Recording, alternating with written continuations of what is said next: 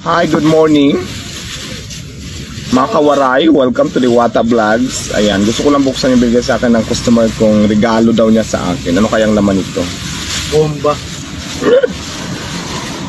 Ay, ayun, sombrero siya.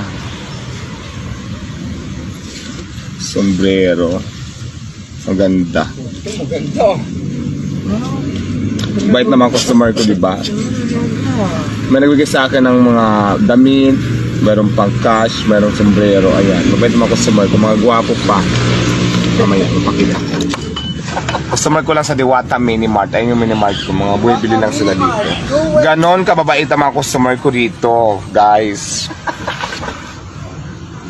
Kaya yung mga hindi tira dyan, Diyos ko, pakabait din kayo. Para mabigyan kayo. Hindi yung ginagawa nyo lang lagi, puro panghusga para bantayan ako. Ay kung magtinda-tinda rin kayo sa mga gilid-gilid. Tapos, yun. Sige boss, salamat. Okay. Yun nga, I love it. Sombrerong mahal. Mamahalin siya at saka.